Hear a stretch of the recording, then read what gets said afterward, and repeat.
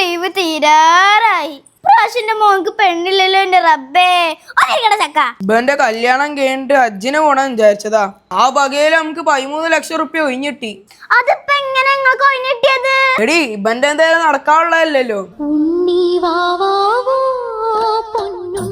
അങ്ങനെ വെച്ച് നോക്കാണെങ്കിൽ ആമിന നമുക്ക് ഹജ്ജിന്റെ 13 ലക്ഷം റുപ്യ ഒഴിഞ്ഞിട്ടില്ലേ? അറമ്പറ്റ വർത്താനം പറയല്ലേ. അള്ളാന്റെ മോന്റെ കല്യാണമൊക്കെ ഞാൻ അജ്മീരിക്ക് കൊല നെയ്യത്താക്കിയിട്ടുണ്ട്. കൊല അന്റെ കൊല കാലോണക്കൊരു ചവിട്ടോട്ടിയാണ്ടല്ലോ ഉള്ളാർത്തോയിട്ട് മയ്യത്താവും. എന്റെ പൊന്നാങ്ങളൊക്കെ എത്ര പെണ്ണായി കാണുന്നു. ഒന്നും കണ്ട് പറ്റണില്ലല്ലോ. അതിന് അളിയനക്ക് പറ്റാനിട്ടല്ലോ, അളിയന്റെ ആരോമൽ നിങ്ങൾക്ക് പറ്റാനിട്ടല്ലേ. അളിയ ഓളക്കാട്ടും കുറച്ച് നിറം കുറവുള്ളതിനെ നോക്കിക്കോളി, അപ്പോൾ പറ്റും.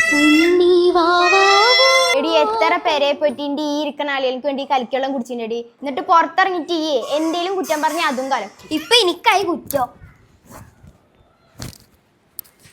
ഇന്ന് ഞാൻ കാണാൻ വരുന്നില്ല. ഞങ്ങൾ അളിയനും തമ്മിൽ കണ്ടു ഉറപ്പിച്ചിട്ട് പോരി. ഈ പെണ്ണ് കാണലൊക്കെ എപ്പോഴാ ഉണ്ടായത്? നിക്കാഹം കഴിഞ്ഞ് പെണ്ണിനെ കൂട്ടി കൊടുന്ന് വന്നതിന് ശേഷമാണ് അന്റെ ഉമ്മാന്റെ ഈ മോന്ത നമ്മള് കാണുന്നത്. അതോടെ ഞമ്മക്ക് കാണാനുള്ള പൂജയുടെ തീർന്ന്. അളിയ തിരൂര് ഒരു പെണ്ണുണ്ട്, നമുക്ക് രണ്ടാൾക്കും പോയിട്ട് ഇപ്പൊ തന്നെ കണ്ട് ഉറപ്പിച്ചിട്ടുണ്ട് വരാം. അളിയും പോയി റെഡി ആയിട്ട് വാ. ഉറപ്പിക്കണതിന് മുന്നേ പെങ്ങളായ ഞാൻ ആദ്യം ഒന്ന് പോയി പെണ്ണിനെ നടത്തി ചോക്കും. എന്നിട്ട് പറ്റിയാ പറ്റി. ഇപ്രാവശ്യം ലീവിന് എനിക്ക് പെണ്ണില്ല.